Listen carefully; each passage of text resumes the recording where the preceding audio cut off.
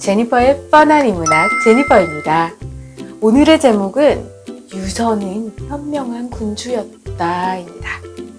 나관중 삼국지를 읽으신 분들은 유비의 아들 유선에 대해서 좋지 않은 생각을 가지고 계실 수도 있을 것 같아요. 쉽게 말해서 위나라에게 투항을 한 점 등이 그 이유가 되겠죠. 과연 진실이 무엇일까요? 시작에 앞서서 아직까지 뻔한 인문학 구독자가 아닌 분께서는 구독 버튼 꾹 부탁드리겠습니다. 바로 시작할게요.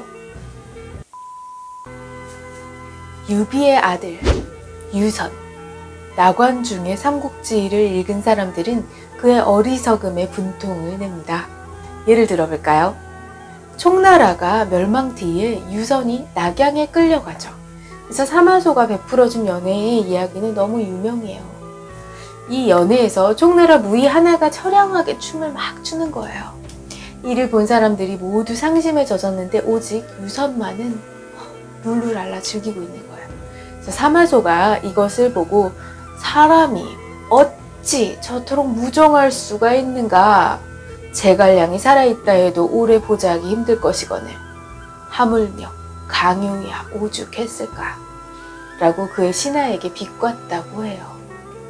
그리고 사마소는 유선에게 촉이 많이 그립죠? 라고 묻자 유선은 여기에 이렇게 즐겁고 좋은데 촉 생각은 왜 합니까? 라고 대답했습니다. 이 일이 있은 후에 사마소는 우둔한 유선에게 더 이상 경계하지 않았다고 합니다. 이제 저와 함께 역사의 진실 속으로 들어가 보시겠습니다. 먼저 거두절미 유선의 객관적인 업적을 들어보겠습니다. 당시의 삼국의 세력 상황을 보면 위가 13개 주에 91개의 군을, 오가 5개 주에 45개의 군을, 촉은 겨우 2개 주에 22개 군을 소유하고 있었어요. 인력과 재력을 합쳐보면 위가 천하의 65%를, 오가 대략 25%를 차지한 반면에 촉은 겨우 전체의 10% 정도에 지나지 않았습니다. 이렇게 10분의 1의 역량으로 위와 오, 강대국과 맞서고 있었으니까 중원 회복은커녕 남에게 먹히지만 않아도 다행인 상황인 것이에요. 유선은 이와 같이 극박한 환경에서 40년을 버텼으니까 제니퍼는 유선에게 수성의 군주로서 합격점을 주겠습니다. 일반적으로 지적되는 유선의 허물은 넷이 황호의 논관으로 주색에 빠져서 국사를 망쳤다는 점, 그리고 몸을 버려서 끝까지 항전하지 않고 위나라에 투항했다는 점입니다. 각각을 살펴볼게요. 정사, 삼국지 위서를 보면은 위가 촉을 정벌할 때 위나라 황제의 조서가 나옵니다. 촉은 작은 나라로 영토가 협소하고 백성의 수가 적은데도 강유는 군대를 혹사하고 잠시도 쉬게 하지 않았다. 강유는 수많은 강인들을 핍박하고 끊임없이 일을 시켜 백성의 명령을 견디지 못했다. 이것이 위가 촉을 정벌하려는 이유죠. 그런데 좀 이상하지 않나요? 이 조선은 유선에 대해서는 일체 침묵하고 있으니까요. 그 흔한 군주가 주색에 빠져서 실정을 거듭한다라는 말조차도 없습니다. 이는 나관중 삼국지에서 말하는 유선이 주색에 빠져서 국사를 그르쳤다는 말이 사실이 아닐 수도 있음을 가리킵니다. 촉에서는 제갈량에 이어 장완, 비의, 동륜, 이 승상의 위치를 차지하면서 나라를 안정시킵니다.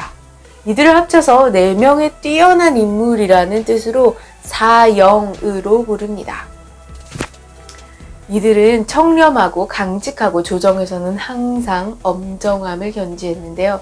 이것이 촉한을 지탱하는 가장 강력한 힘이었습니다. 그리고 이것을 가능하게 한 것이 바로 누구냐? 유선인 거예요. 아무리 뛰어난 사람이라도 황제가 모르고 안 쓰거나 일부러 멀리 한다면 그 능력이 발휘되지 못하는 거잖아요. 만약에 유선이 국사를 돌보지 않고 방탕하게 생활했다면 그 시기는 그의 40년 통치 말기에 7에서 8년 사이일 것입니다. 아마도 이때는 강유의 무모한 북벌 정책의 환멸을 느꼈을 그런 시기죠. 주색에 빠지고 황후의 농간에 놀아났다고는 하지만 그 기간은 5년이 채 안 됩니다. 삼국지에서는 제갈량의 뜻을 강유가 이어받았다는 이유만으로 강유에 대해서는 한없이 너그럽고 넓은 마음이에요.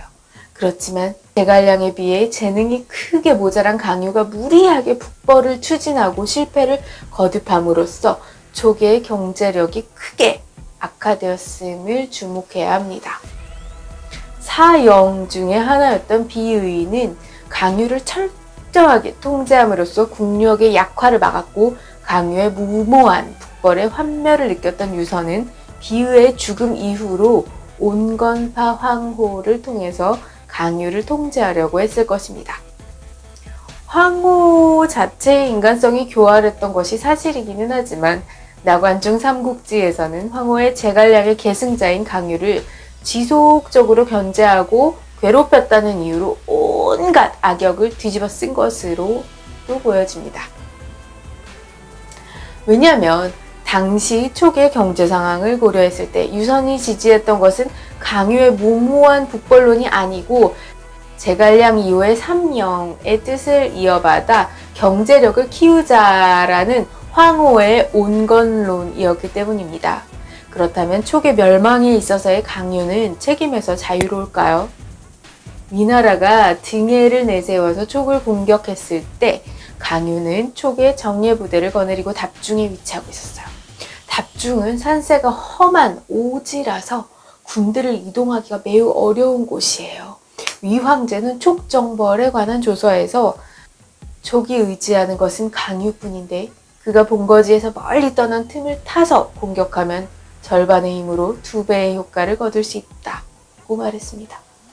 강유가 답중에 주둔한 이유는 성도에서 황호가 실권을 장악하고 있기 때문이고 다른 하나는 강유 자신의 지론과 같이 강족과 호족을 이용해서 합동작전으로 위나라를 격파시키기 위함이었어요.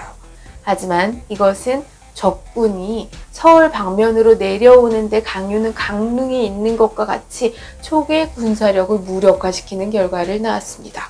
촉은 전투다운 전투조차 하지 못하고 촉의 수도가 포위당하게 된 거죠.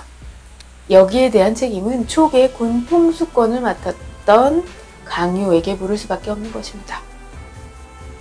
다음으로 유선이 비난받는 이유로 그가 몸을 버려서 항전하지 않고 위나라에 항복한 점을 살펴보겠습니다. 여러분, 패전이 불가피한 상황에서 국민 모두를 죽음으로 몰아가는 것이 현명할까요?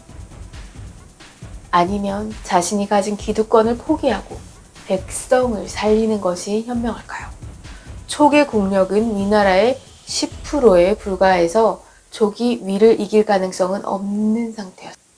그런데 수도까지 포위된 마당에 결사항전을 하는 것은 자신의 기득권과 욕망을 보전하려는 데에 불과하지 않을까요?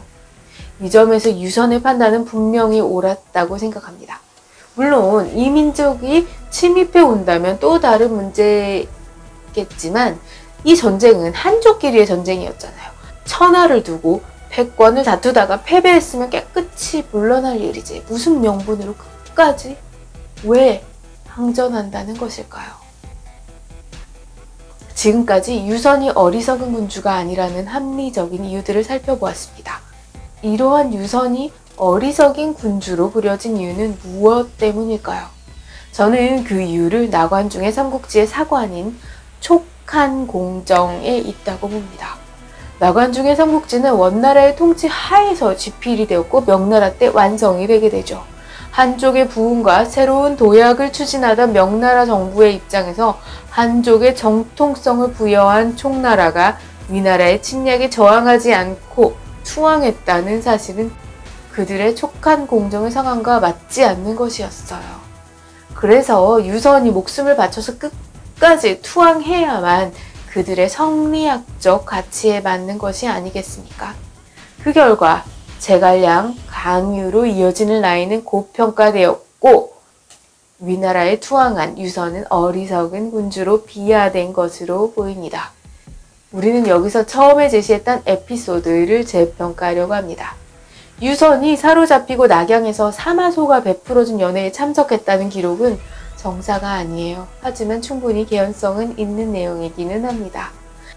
이 연회장에서 사마소는 유선에게 촉이 많이 그립죠? 라고 묻자 유선은 아니 여기가 이렇게 즐겁고 좋은데 촉 생각은 왜 합니까? 라고 대답했다고 했죠. 그리고 사마소는 유선의 멍청함을 비웃었다고 합니다. 우리가 여기서 눈여겨볼 것은 유선의 목숨이 누구한테 달려있냐? 사마소한테 달려있는 거예요.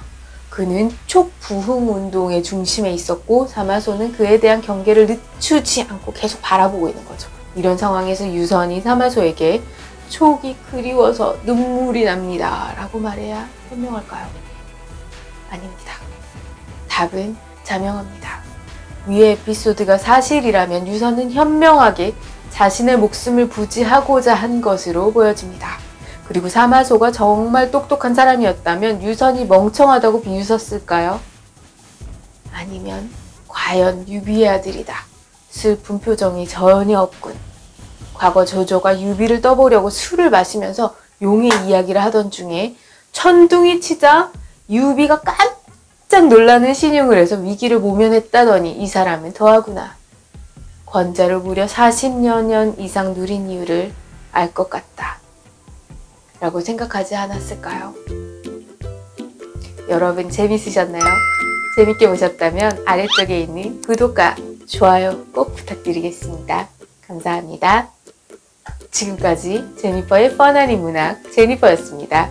다음에는 더욱더 알차고 재밌는 영상으로 찾아뵙겠습니다. 여러분 안녕.